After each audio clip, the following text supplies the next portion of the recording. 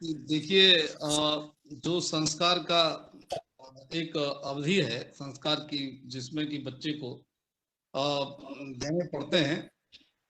हमारी जो कल्चर है, हमारी जो परंपरा है, आर्ष परंपरा है, वैदिक परंपरा है, जी। उसमें गर्भाधान से ही शिक्षा प्रारंभ होती है।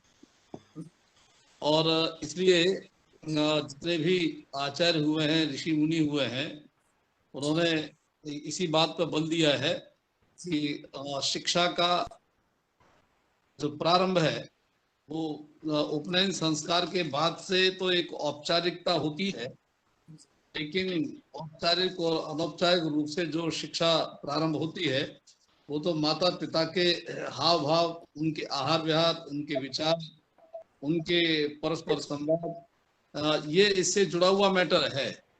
जी जी। और ये सीधा असर बच्चे के जो अंदर गर्भ में पल रहा है उसके मानस पर पड़ता है सीधा।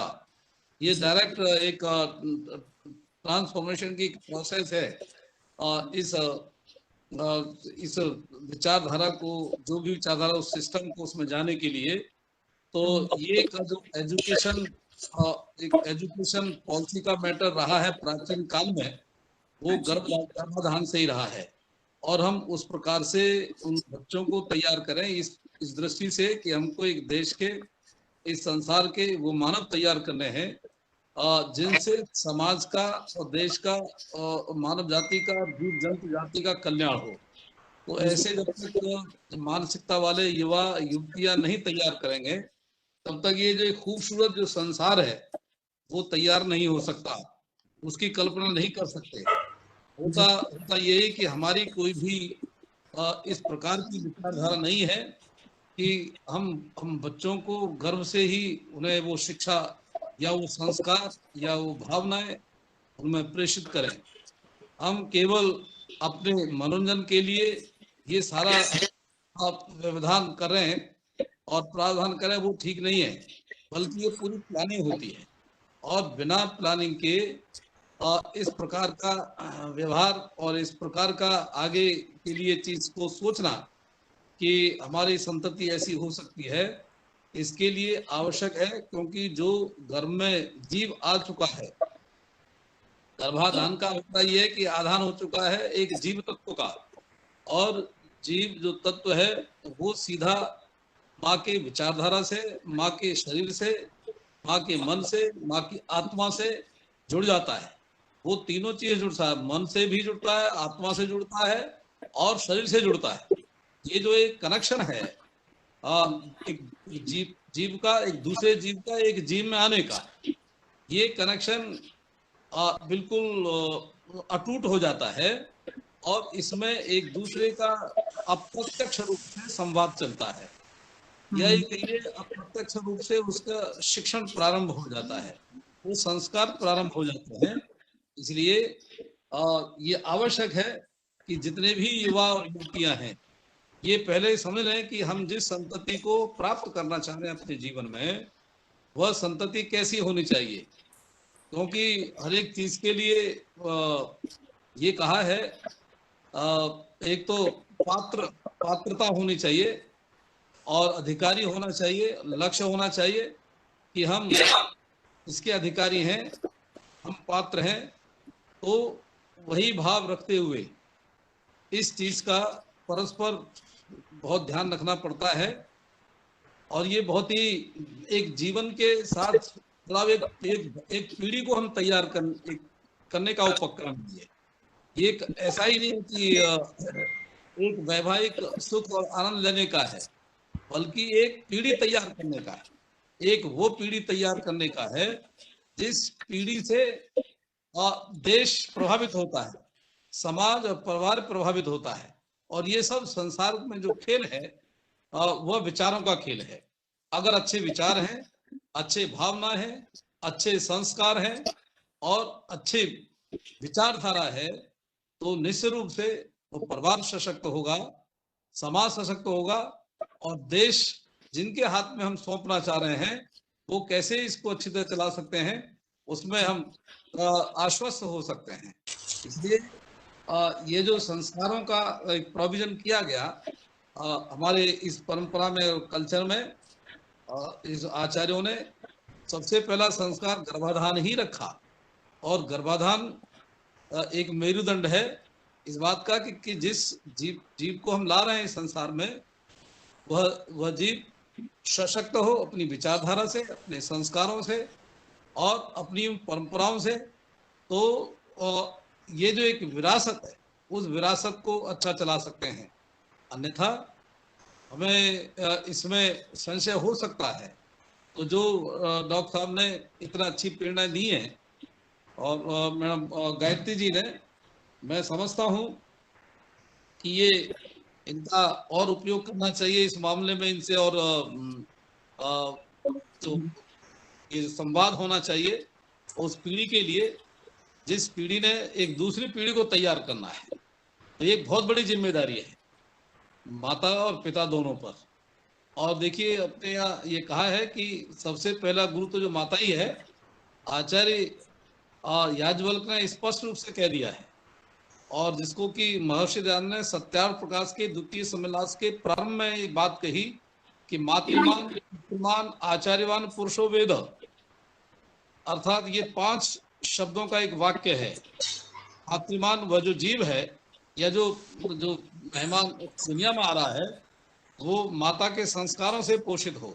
पितृमान पिता के संस्कारों विचारधारा और परंपराओं से पोषित हो। तीसरा है आचार्यवान, जो आचार्य गुरु हो उससे अपने को विद्वान बनाने वाली जो भाव है उससे पोषित हो। तो ऐसा जो व्यक्ति है उसके लिए पुरुष कहा है।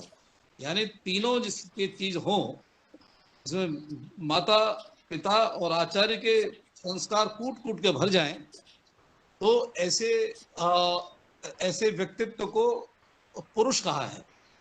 तो इसलिए कहा है उसे पुरुषो वेद, यानी वेद मीन्स जानो। क्या जानो? पुरुष जानो। ऐसा पुरुष कौन हो सकता है? माता पिता और गुरु से जो पोषित है, संपोषित है उस विचारधारा से, संपोषित है अपनी विद्वता और अपने निष्ठा से, परंपराओं से। तो ये तभी संभव है जब माता नाम की जो संस्था है वो सशक्त बने, पिता नाम की जो संस्था है वो बहुत ही सुव्यवस्थित विचारधारा से परिपूर्ण हो। तो ऐसी दोनों जो संस्था है, ये प्रथम माँ उसमें प्रथम गुरु है, पिता उसमें द्वितीय गुरु है, लेकिन दोनों गुरु हैं। इन दोनों का जो संबंध है वो गर्भ से ही है। तो इसलिए जिम्मेदारी इनकी। हम सशक्त भारत चाहते हैं, सशक्त राष्ट्र और सशक्त समाज और सशक्त विश्व चाहते हैं। तो विश्व मानव जो है उसको इन संस्कारों के परंपराओं को, इन संस्कारों के भावों को, इन संस्कारों के जो एक पृष्ठभूमि है उसको समझना पड़ेगा। ये आचार्यों का बहुत अच्छा संदेश है। और बहुत सारे उदाहरण तो मिलते हैं कि उसने माँ से घर में ही शिक्षा ली, उसने ये किया, उसने वो किया। तो इसलिए वैज्ञानिक स्वरूप है, एक तथ्य है।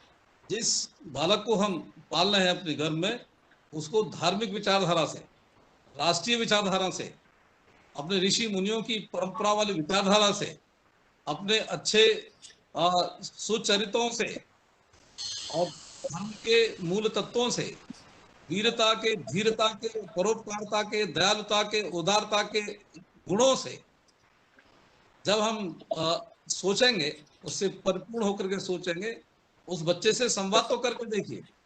तो बच्चा थोड़ा बड़ा होता है, अंदर गर्भ में 6 महीने का हो गया, 7 महीने का हो गया, आप संवाद तो करें। माँ जिस समय संवाद करेगी वो बच्चा पूछता है। हम तो पिता है ना, हमें तो हमने अनुभव किया, मैंने ये सारा करके देख लिया है कि हम जब भी संवाद करते हैं अच्छी बात का या कैसी बात का, तो बच्चे में हरकत होती है, उसकी एक्टिविटी शुरू हो जाती है, वो बड़े ध्यान से सुनता है और बड़ा वो प्रफुल्लित होता है। तो इसलिए माँ बाप अच्छी बातों को बताए तो उसमें उसकी प्रफुल्लता हो, उससे बड़ा और कोई माता और पिता का योगदान नहीं हो सकता। इसलिए बहुत बड़ी जिम्मेदारी माता और पिता की है, की है कि जिस नई पीढ़ी को लाना चाहते हैं इस समाज में, इस देश में, उसको सशक्त करें और वो गर्भाधान परंपरा, सीमंतोन्नयन परंपरा और पुंसवन परंपरा से हो सकती है, क्योंकि ये 16 जो षोडश संस्कार हैं उसका अभिप्राय ही यही है कि हम संस्कार का अभिप्राय कि हम संस्कारित करें। ये संस्कार उन बच्चों में पढ़े, भाव पढ़े। तो इस उद्देश्य से मैंने जितना भी सुना डॉक्टर गायत्री शर्मा जी को, मैडम बहुत अच्छा आपने बताया है और खुल के बताया आपने। और मैं समझता हूँ इनको और खुलकर क्वेश्चन करने चाहिए और पूछना चाहिए। इसमें कोई किसी प्रकार की कोई भाव ऐसा रहना ही नहीं चाहिए, क्योंकि ये शिक्षा है, क्योंकि ये एक विचार है, ये विचार है हमारी उन परंपराओं का और एक वैज्ञानिक विचारधारा का, जिससे जुड़ता है व्यक्ति।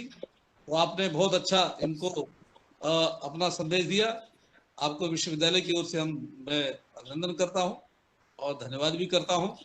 मुझे थोड़ी देर के लिए इन्होंने अभी राजपूत जी ने कहा कि आप इससे जुड़ जाइए, मैं लिंक भेज दो, और मैं आपके साथ जुड़ गया, मुझे भी अच्छा लगा। लेकिन फिर कभी और ऐसे ही आपका और सुनने को मिलेगा, मैं जरूर जुड़ूंगा। बहुत धन्यवाद मैडम, और बहुत धन्यवाद भाई राजपूत जी और आपकी सारी पूरी टीम को, और सभी जो प्रतिभागी हैं इस पर जुड़े हुए हैं, उन सभी को संदेश यही है कि आप नियम और संयम, मैडम ने एक शब्द का प्रयोग है, ब्रह्मचर्य पूर्वक रहें। और ब्रह्मचर्य स्वामी दयानंद लिखा है कि गृहस्थी भी ब्रह्मचारी होता है, और वो जो संतति के लिए ही, केवल संतान की प्राप्ति के लिए समागम करता है, पति पत्नी को मीटिंग करते हैं, ये ऐसा व्यक्ति संतति की स्थापना के बाद पूरा ब्रह्मचर्य पूर्वक रहे जीवन में, तो वो उसे द्वितीय श्रेणी का ब्रह्मचारी कहा है। एक तो वो जो शादी विवाह नहीं करते हैं, वो गृहस्थी श्रेष्ठ ब्रह्मचारी है, जो नियम और संयम से रहता है और अपनी संतति को बहुत अच्छी तरह से तैयार करता है, चाहे वो संतति परोक्ष रूप में है या प्रत्यक्ष रूप में है। परोक्ष रूप में गर्भ में है, और प्रत्यक्ष रूप में जब वो इस पृथ्वी को देखता है, संसार को देखता हुआ है, तो दोनों परोक्ष और अपरोक्ष दोनों ही अवधि में माता का और पिता का एक जबरदस्त रोल होता है, उनका एक बहुत बड़ा योगदान होता है। इस चीज को युवा पीढ़ी समझे और उसी भाव से अपने आने वाली पीढ़ी को तैयार करे। बहुत धन्यवाद, थैंक यू वेरी मच। जी मैडम और जी भाई राजपूत जी। धन्यवाद सर।